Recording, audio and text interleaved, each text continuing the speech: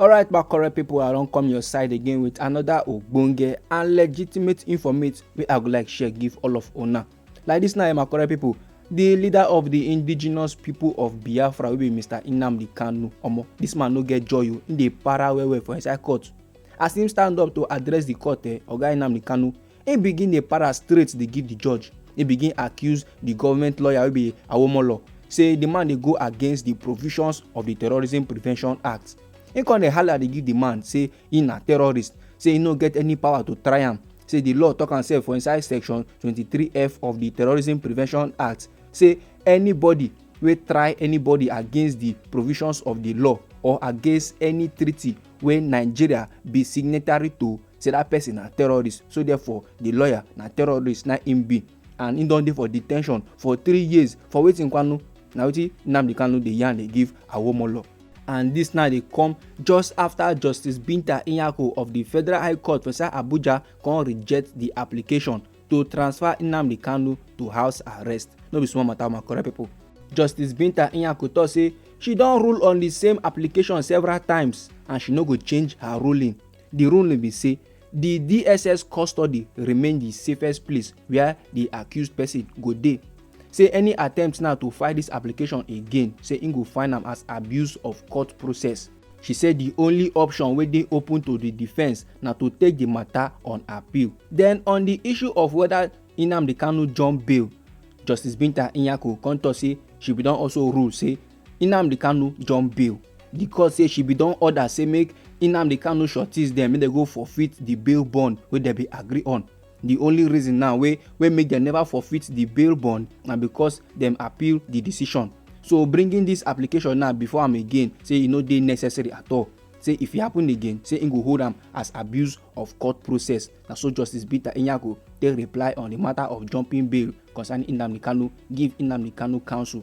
However, my correct people, Justice Binta Nyako come order say Nnamdi Kanu lawyers now go fit dey visit their clients for the DSS custody 3 times a week instead of 2 times wey been dey before. She come still order the DSS make dem provide Nnamdi Kanu clean room where him and the lawyers go fit hold consultation without any monitoring or recording. After the ruling now, the council of the federal government wey be Adegboyega Awomolo, im come dey tell court to say dem dey ready to call their first witness o. But Aloy Ejimako wey be the counsel to Nnamdi Kanu, he can ask the court say make dem grant them adjournment so that they go fit take this advantage of the latest ruling to prepare for their clients for trial. No be small matter, my correct people. Aloy Ejimako he still try to insist say the condition of detention dey very oppressive for Nnamdi Kanu, but Justice Binta Nyako come tell am say make him go on appeal. Say the matter between Nnamdi Kanu with the leader of the indigenous people of Biafra and the federal government, you go continue on Monday for the Federal High Court for inside Abuja. So now so the matter be like, my correct people. You see this particular case now of Nnamdi Kanu today on e start around 12 Nigerian time, and it happened before Justice Binta Nyako wey don dey in charge of the matter since government first arraign Nnamdi Kanu for inside the year 2015. Nnamdi Kanu now dey face 8 counts charge wey dey based on terrorism and belonging to proscribed organization. Sake of say in the fight make the southeastern part of Nigeria dem comot body from Nigeria gangan, make dem go form their own country wey they go come name am Biafra.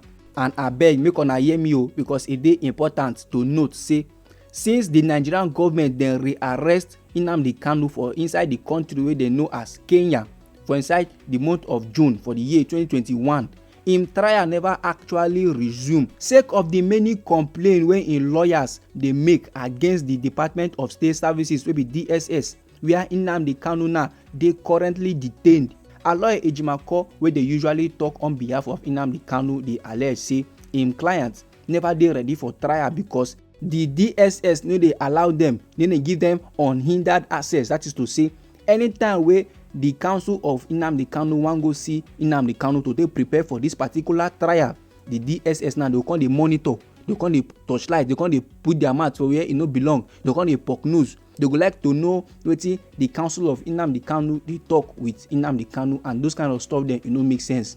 Imagine say they dey strategize your enemy, they listen to your strategy plan, they watch how you take dey strategize, they watch how you take dey prepare for something wey dey come up. So that kind of thing, the other see you dey prepare to go lose. na make the trial never still resume because the counsel of Nnamdi Kanu dey complain well say the DSS no wan give them chance, no wan give them space make dem for prepare proper. So any preparation they do now na fallacy, na fake, no make sense because the DSS they don already know wetin they don discuss and they go carry am now go give the government their lawyer. You understand? And for the last hearing wey happen for inside April, Aloy Ejimakor bin tell Justice Binta Nyako say their visit to Nnamdi Kanu for the Department of State Services wey be DSS their cell na just for 30 minutes per counsel, and the DSS people no dey gree for 2 lawyers to see Nnamdi Kanu at once. And when dem finally see Nnamdi Kanu, the DSS no dey allow them enter with writing materials wey dem wan take notes of wetin Nnamdi Kanu dey talk. And the DSS they always dey lis ten, they always dey monitor their conversation every time. Na make Aloy Ejimakor come dey beg the court to say make dem transfer Nnamdi Kanu go house arrest, say e go better like that o. Say the Department of State Services no dey do Nnamdi Kanu well and no dey do their lawyer well at all. Now today don reach upon all the begging, oya make we leave begging, upon all the points, upon all the reasonable facts dem wey Aloy Ejimakor don present before Justice Binta Nyako on the reasons why they need to remove Nnamdi Kanu from the Department of State Services go house arrest. Justice Binta Nyako wey be the judge, she say lie, say she don talk on this matter before and now she go still talk again. Nnamdi Kanu go still dey for the Department of State Services wey be DSS. She come say you fit dey visit am 3 times a week instead of 2 times, and the DSS now they go dey give you clean room where you go fit do wetin you wan do, they no go interrupt you, all these kind of matters dem. And im come even sama warning give Aloy Ejimakor say if dem file this application come again, if dem bring this same matter come again, say im no go take am lightly o, say im go hold am as abuse of court process. No be small koko my correct people, but normally this thing wey the Department of State Services wey be DSS dey do, e no nice o, e no good at all. Why e be say they dey always dey interfere? Is it that they don already receive 1 or 2 bribes, say make dem make sure say Nnamdi Kanu no comot for their detention, make dem make sure say the man just spy for there, abi na which level wey be say they no wan do the right thing, they no wan follow rule of law? Oya make we check out Justice Binta Nyako now. Upon say they don give am facts, they don follow the law side come, they don follow begging come, they don give am reason say see wetin dey happen o, you no fit say okay, because even Aloy Ejimakor sef don even present the matter give her say DSS dey abuse this man right, it is not fair, e no good like this, so wetin dey happen. Yet e just bad say if person dey pour water inside basket and all those stuff, e no true make sense at all. Just check out the DSS wey be say their own dey their body. Who know whether they go even lis ten to this order now wey Justice Binta Nyako don give them, say make they allow them 3 times a week and clean room wey they no go fit monitor the conversation wey Nnamdi Kanu dey get with im lawyers. Who know whether they go true lis ten, because their own dey their body. So na so the koko be like, my correct people. Anyhow the thing be you for body, feel free make you drop am inside our comment section. You know say this na Anointed Lady TV where they like give you only ogbonge and legitimate news on the things wey dey happen for inside we country Nigeria. So if you never subscribe to this channel, e go good make you try subscribe and make you turn on the notification bell, so that as we dey bring the news dey come, now you go first get the updates and you go get am sharp. And make you try to share the news to your family and friends, so that them too they go know wetin dey happen for inside we country Nigeria. I dey bring on that update for you, my correct person. No go anywhere.